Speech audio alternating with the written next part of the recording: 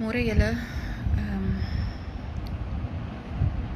Ek het 'n boodskap van die Here gekry en ek wil in die vroeë oggendure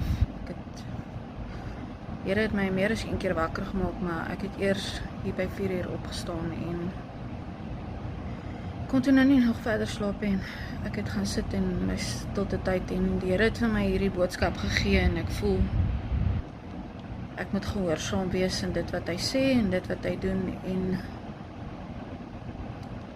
al voel ek nou 'n bietjie soos gedeelte daarvan voel ek soos Noag en 'n bietjie soos Jona. 'n Mens moet doen wat die Here sê jy moet doen. Ek het op 'n harde manier geleer dat wanneer 'n mens ongehoorsaam is, dan word jy gestraf. So ek gaan hierdie boodskap deel en laat die wat hoor, dit hoor en die wat nie wil hoor nie, is nou maar so. Okay, so is vandag die 4de. Ek het 4 uur opgestaan. Ek was 4 uur wakker en ek het 4 uur hierdie boodskap gekry. Vir die Here gevra wat is dit wat hy my wil wys of wat is dit wat hy vir my wil sê? En dit is die boodskap wat ek gekry het. Die Here se boodskap en dit is 'n waarskuwing. Sê vir my volk die tyd het gekom dat ek hulle gaan straf oor hulle dade. Keer op keer het ek hulle gewaarsku, maar hulle wou nie luister nie. Nou sal hulle sien wat dit is om sonder enige hoop te sit.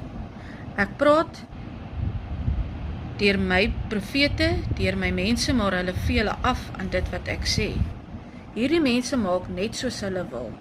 Sê vir hulle die uurglas het nou leeggeloop. Nou gaan hulle maar voel. Ek gaan hierdie ongelowige volk straf vir al hulle sondes, vir al die agterbakse goed wat hulle so doen, en dink niemand sien hulle raak nie.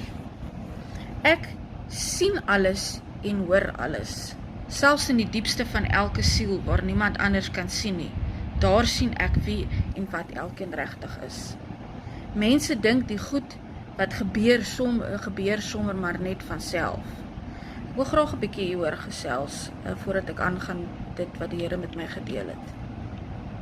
Hierdie brande wat sommer net so brand en die goed, die vee en die diere wat sommer so vrek en die mense wat so sit sonder water. Dink julle regtig dit is sommer maar net sommer? Dink julle regtig